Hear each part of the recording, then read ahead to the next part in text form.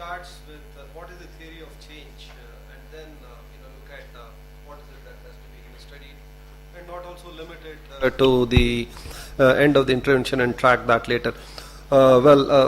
Maybe one more, from this, panel on what is. Could you narrate or share what is the methodologies that anyone of you have used, which you would want to share for the benefit of the audience before I open up the discussion?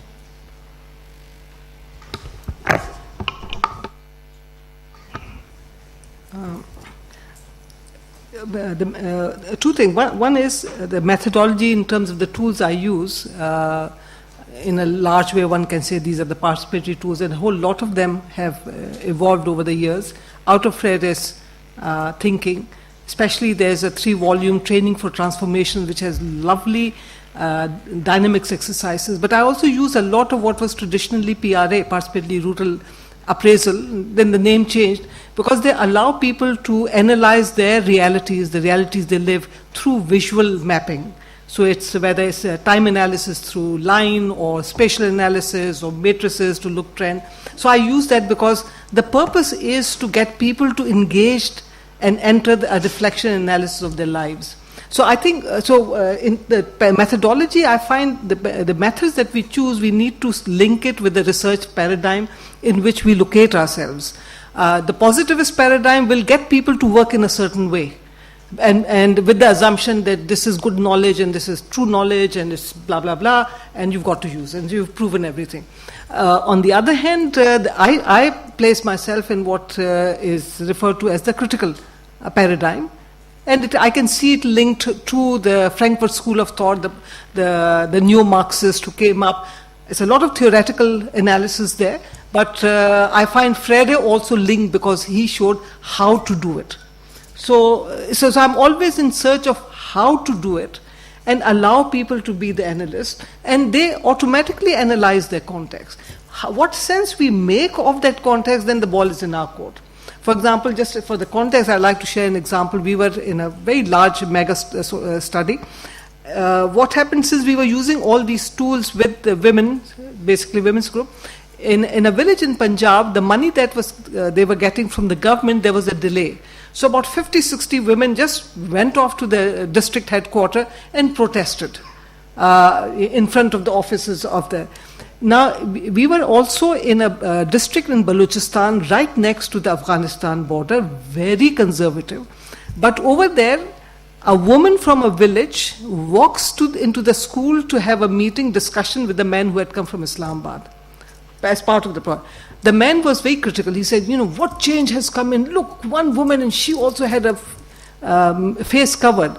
And I got I had to control my temper. I said, you can't compare what happened in Zob when one woman comes out, given the context in which she's living, compared to the women in Punjab, agriculture, their mobility is great, and 50 came. So I think then to the researcher, the question is, how will you evaluate the difference and how will you interpret the change? Evaluation very often, if it is driven from the positivist paradigm, will look for various calculations, etc.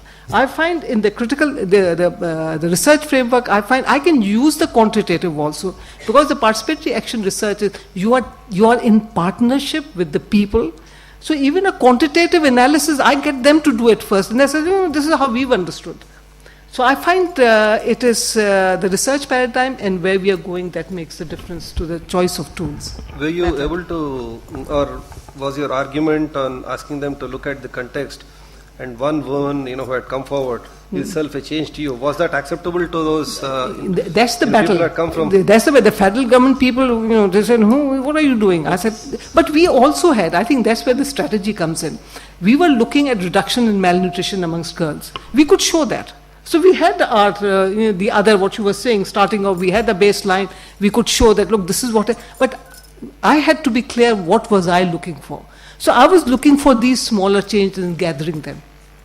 If one group of women who were coming together to talk about what food the children should get, because they were together, a woman comes, she said, my 14-year-old daughter was murdered, I don't know what to do. And that woman took that man to court.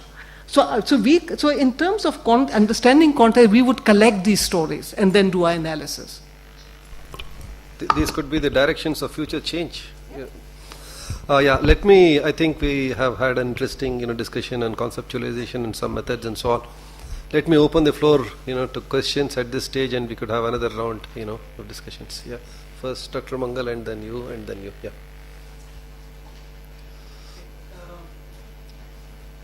Very enriching, informative discourse on theories of change and theories of measuring change at the societal level. And by listening to the eminent panelists, it sounds that it is a very complex methodology to measure change at the societal level of any intervention. But I would like to pose this question differently. Say, for example, something has been done. Some intervention has been done in a community for a period of, say, X number of years, with whatever assumptions, good or bad, and understanding the context. Now, the purpose and question is that we want to measure the societal change. Now, the existing known paradigms of measuring change, like evaluation studies or the quasi-experimental research studies, or a combination of both, which one is more suitable, or and how to go about it? I think that would be more useful to me, because I'm also involved with the intervention that you were referring to while you were explaining the context.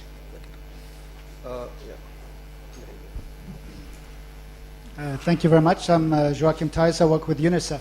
We do a lot of work on child marriage and on FGMC, child marriage here in India, FGMC in West Africa. And I would be interested in your observations on how to measure change, in the framework of a theory of change, because a lot of the changes, they are not apparent. They're not on the surface. They're just under the surface. There may be changes in attitudes, but how do you break things down? If we look at our quantitative methods, they usually say, the situation is the same everywhere. And we find the same patterns everywhere. And the ethnographic methods, they don't allow us to make broader comparisons. So we often look at a bell curve in terms of behavior change, and we may actually abandon a project just a few steps away from the tipping point. Activity has to be very, very iterative. Why? If you have an initial theory of change, you've got to be constantly going back and asking questions. And I like the way you've sort of framed the issue of tipping point. I want to connect it, even though I'm not going to answer the third question, just to kind of clarify. Traditional methods like pre-post or time series, etc., will do a dismal job if the change process is not just, so you described a process where it's very latent, but things don't get activated. Maybe they get activated 6 months after the last measurement wave, is what you're implying. But the story can get worse. Many change processes, especially in the social level, things might get worse, because the whole idea of a disruptive innovation is disruptions happen. And part of it is initially, it's not as though your indicators all start flashing green right away. It actually becomes redder first, and then. So this is why, I think of Michael Woolcock at the World Bank of all places, who's sort of doing work on trajectories, and he's sort of studying for large social change processes, social changes in villages in Indonesia, of land patterns, etc. He sort of studied over 15, 20 years. Things actually get worse before they get better for interventions that work. Now that's important. And in a much more sort of narrower sense, what does that imply for the work? This is my comment, and this is really an answer to your question. A constant process of kind of saying, what's our expectation of what the change would look like? Now, I want to connect that to, I think, one of the more the real insightful comment is, there's heterogeneity everywhere. Performance in one village in Balochistan of a single person might actually, a single person showing up for the meeting is maybe better than 30 people in some other village, etc. So this idea of getting a heterogeneous, so it's non-linearity, tipping points, trajectories, and heterogeneity that all adds towards a much more richer view of it. So in terms of actually kind of working on it, actually going through an iterative theory of change process, actually establishing measurement process that get at that becomes important. I'll leave it there. There are longer answers for that question.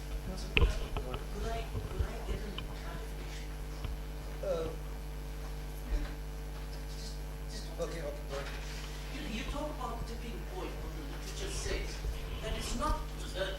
individuals reaching a critical mass or a tipping point which changes society. That the indicators for societal change are totally different. You treat society as a unit of analysis. That's the thing disagree. that I am not. I disagree. clear about. There are individual tipping points too. There are changes in people's lives where. I'll give you I don't want to take too much time, but there are points in which there's no change in individual lives for 6 months, a year or two, and I've seen this happen repeatedly with evaluation. So there are tipping points on different levels, etc. So I think we need to be sensitive about that.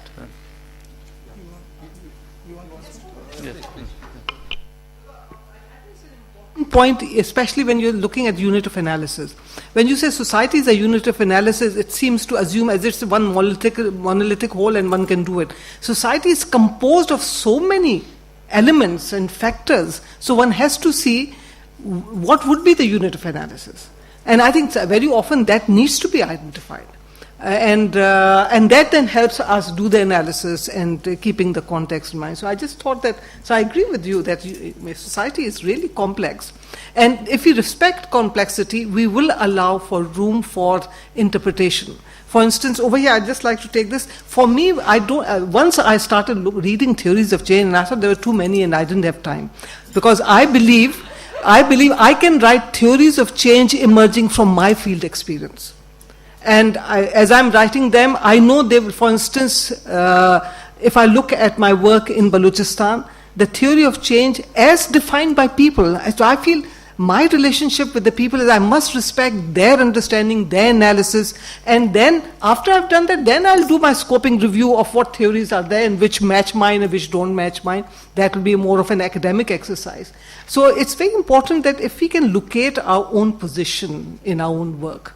I teach reflexivity, I try and practice reflexivity. It is an imperative within qualitative research because if you're producing knowledge, you have to be ensure that this is not just totally biased. Of course, we can't remove ourselves. So in that, I find this helps me. This helps me explain what I'm doing and why am I doing. I'm interested in theories, but I want theories to emerge from the fieldwork. Yeah, no, I just wanted to be quick and brief on responding to this this debate between project driven or the development paradigm driven intervention driven change versus social movements and big changes that happen, and do these projects driven changes bring a halt to the larger social movement led changes. And I think this debate often is driven by some political reasons. There's the politics of research. We know that there are resources involved in this. The supply side, there is a huge investment into the supply and services, and there is it's legitimate to ask if those services and supply induced changes are happening or not, and if happening, in what direction, and what exactly is the value for money there. I think that is a perfectly valid question to be asked and to be answered through a carefully drawn up research plan. And I think often pitching that against the social movement led changes and researches around that is perhaps misplaced, in my view, completely misplaced. I think we need both. We need, the truth is that there is a need to sharpen our skills to understand how best at every level. One is project driven changes need to be conceptualized and aligned with in the context of bigger changes. And I think that was the fundamental issue that I thought we were trying to address when we began discussion on conceptualizing the social change process. And I think the tangible, intangible, and different levels and ecological framework that was discussed was in the context of making sure that researchers are conscious of the fact that they are situating the project-driven change process and studying their impact within the larger context of any other change that are happening and which are not captured. So if that conceptualization is not clear, we are perhaps going to create a conflict and perhaps work with cross purposes. but I think that's where the clarity of purpose is very important as researchers. To Mr. Mangal's point, it depends, and it's very quick answers. It depends on the approach you use. Depends on what's the purpose of your evaluation. If you've been tasked to study the impacts of a community intervention, the kind of approach you're going to use is quite different from this is a learning lab of what to do next, etc. I'll leave it there. And again, I think the lovely bit about the last question about interventions versus social movements. My narrow answer to that question is, as long as we live in an age of accountability, where accountability is defined very narrowly, tell me what's the contribution of my $1 million investment, rather than has this as a part, the other framing of it, which somewhat moves towards closer, has this investment in the larger scheme of things. Now, I don't want to this is not a rant against funders, it's a rant against the methodological community that has been preoccupied with answering questions of what's the contribution of this small program after we control for everything else, which is a mistake, because it's exactly the opposite. You really want the other things to be part of this context, and so I think there's a huge need for a shift in methodologies, etc. So that's where the question gets at. It depends on how we look at the change that we want to see. If it's a narrow thing, then we might it might not be the best way of going about. I think there are some direct questions to you. Yeah, okay, I'll try to be brief as well. I think actually most of it has been answered in one way or another. On the specific question about the unit of analysis of societies changing, I'm sorry if I gave the wrong impression. Other than maybe studying historical comparative analysis of nation states, for example, in the 20th century or something, of course the societies can be our units of analysis, but I didn't intend to imply that these are units of analysis that we somehow compare from the outside, merely that we need to have a sensitivity and awareness to the fact that it is social change. Well, for those of us who are concerned with social change, I should say, understanding how change happens within broader processes of social change, that doesn't necessarily mean to say that we have to treat entire societies as units of analysis in some sort of positivistic sort of sense of comparing and contrasting or maybe experimenting with societies.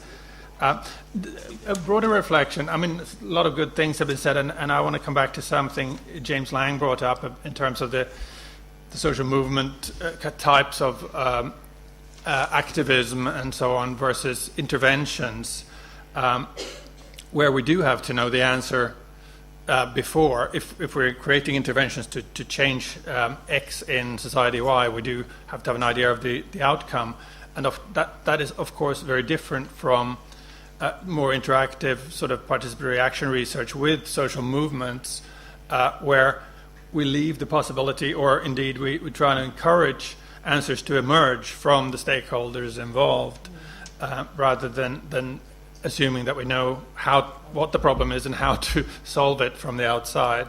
And that's a power question. And there's two things going on here as well. There is the qualitative distinction underlying much of this discussion, which also relates to the intervention versus emergent social movement activism and so on. And I'd like to go back very briefly to the qual-quant distinction, although most of us say that, of course, we need both, and we need to try to draw sensibly on both. And, of course, interventions are necessary and useful in many contexts, as are social movements. But there is a privileging going on here, and there always has been. And this is a gendered privileging.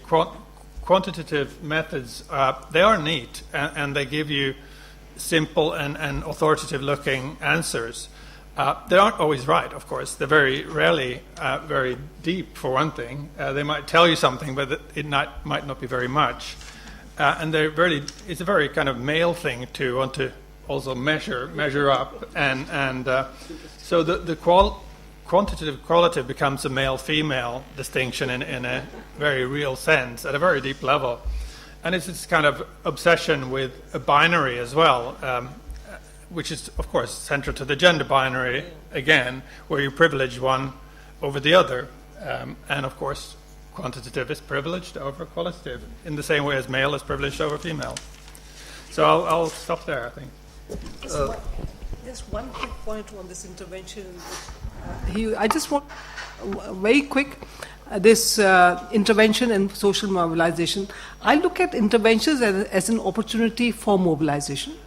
And it is the methodology which will enable the mobilization to take place or not. And the participatory methodology, where people become analysts, starts laying the ground. So for me, I don't think I will ever get money for just mobilization. No donor will say, yeah, go and do that. But I know anything, whether it's when you are working for malnutrition, the methodology enabled for later on, women were standing for local bodies elections, for the assembly elections, they were taking action, villages went and got there. So I think its methodology is linked. What methodology will start triggering that process of people doing the analysis and action? So interventions are great opportunities. It's interesting to, give qualitative as and quantitative as men and women of or the gender differentiation. That's an interesting. But I think before I open the let me also use the privilege of being the chair. Unfortunately, we in India we see a pattern of having a qualitative element to any survey or any assessment. This somehow or the other is seeming to become a fad, rather than based on what you said, Sanjeev, as to look at the theory of change and then look at what is needed to measure that. That I think seems to be the most important thing. Now let me have a show of hands. I already see one. Maybe Dr. Mangal, maybe next round. I'll have to. But yeah, maybe let's have one. I just wanted to ask while framing the evaluation studies and the quantitative qualitative study, how you include the internal factors and the external factors in a whole process. Like I just want to explain, like that internal factors happening in the area, like a drought, etc., or something like the riots, like external factors like a war, something, calamities, etc., and how you frame those things while doing the total change process. Second question was that while analyzing any social change, how can I make a time frame that the process should continue for minimum 5 years, 2 years, 6 years, 10 years, something like that, or the 2 years. So when we analyze the change, it's an individual change, then it is a behavioral change, then it is a societal change, and it's a total impact of that, then we study about the qualitative and the impact as in quantitative. So how you frame about the time period also that?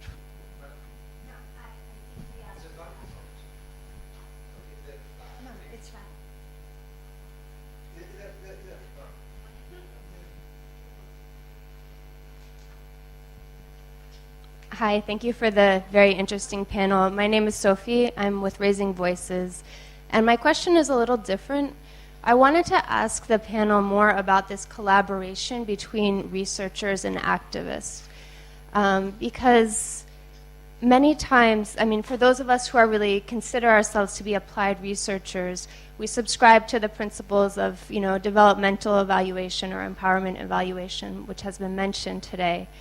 But yet, when it comes to practice, this language of research becomes technical very quickly, and with that, inaccessible oftentimes to practitioners.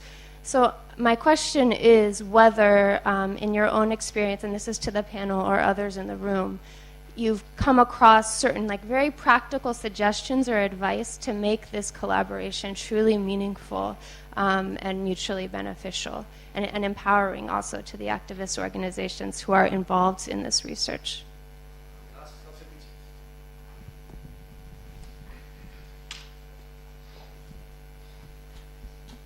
Hello, my name is Isabel Geskens from WPP, Women Peacemakers Program. I would like to elaborate a little bit more on the political part of the way that you look at social movements and also a project-based approach. I think we also have to look a little bit into the future. We see more and more the post-2015 agenda where also the private sector is coming in. We've seen changes in the Netherlands where Donors are also setting up business units. So the project-based approach is really something that value for money is more and more going to play out there. So I think the research that you're doing is really important, really to create a space for social movements. Because for the rights-based movement, it's getting more and more difficult. If you look at social change, ending apartheid in South Africa, the women's movement, they've all come from within. And it was not so much outside interventions. So I think really the researchers are creating the tools for the donors. So there's a lot of politics here, and there are a lot of trends in the future which might actually stimulate the value for money and not create a space for the longer term difficult work, which is sometimes just about maintaining the space. For the women's movement, it's going back and forth. We can be great, the last year, and the next 5 years it's going to be horrible. So just maintaining the space is sometimes what we need to do, and it's very hard to explain. And people will go to the researchers. So we need you to create the space for social movements. Yeah, okay. Okay, go ahead. Thanks. My name is Ben Saunders from Grassroots Soccer, a sports-based organization in South Africa. I wanted to completely agree with what Kausor Khan said about, I think individuals and interventions are actually part of social systems and movements. And I just think we shouldn't make this massive distinction, because even as NGOs, we're all part of a system which we get funding from, a system which we benefit from, a system which we reinforce when we get funding from donors, from partners, from agencies. But my question was, as Gary Barker showed in his presentation this morning, how little is changed, in men's attitudes or men's behaviors. As Sanjeev has said, how so many interventions don't actually work. It takes the 101st one to work. The title of this is Understanding Social Change, but how do we understand a lack of social change? Because it seems, in today's world, we've got more NGOs than ever before. We've got more social movements than ever before. We've got more networking, colloquiums, symposiums. But generally, indicators across the world are not improving. In fact, they're worsening in many countries in relation to gender equality and many other social indicators. So why has so little changed over the years, despite a rise in possibly awareness, a rise in what we call collaboration, a rise in action and interventions? Is it because we've designed programs badly? Is it because we operate only at an individual and community level without tackling structures? Or is it simply because we're not measuring things for long enough, as Sanjeev may have alluded to? Thanks. Okay, maybe I think we'll take the last question, and then behind Abhijit, yeah. Aapke piche. Yeah. Hi, my name is Kam from UN Women. We all understand that change occurs with or without interventions or without support. My question is that for researchers and for academic, how do you capture different triggers, social, political, economic, and spiritual triggers, especially coming from a Theravada Buddhist cultures, that we have to go through the self-realization and self-enlightenment process as a human being? How do we capture that change from the individual with or without interventions, so that in a most humble way that we can learn from these triggers for change? Thank you. Range of questions that have been posed. I think, let me leave the challenge to the who wants to? Go ahead. I don't mind. That, okay, well, I think a lot of the questions that have been asked, they are in the form of comments, and I have no reason, and as far as I'm concerned, I completely agree that research has to create space for social movement, and I think I can't agree more with that idea, with that piece, because we all come from, we are concerned about social issues, and we think, so how do you do it? And I think that's a challenge, and that's a dilemma, and that's something that we need to, and that connects very well with Sophie's question of how do we work together, activists and researchers, in framing questions, in designing studies, in carrying out the research processes, in interpreting the results, and taking the results back to the communities, and then informing programs. All that is part of the process of evolving research research as a tool to bring about social changes. And I think many of us are engaged into that process at different levels. So I think that is so good that it was flagged, and I think all of us need to continue be reminded of that. And in that context, I also think that there is this whole idea of putting a time frame to the social change process is also something that if you are studying the process, we don't really put a time frame. More and more research activities in recent times have in fact inclined to be doing a panel or longitudinal studies to see, in fact,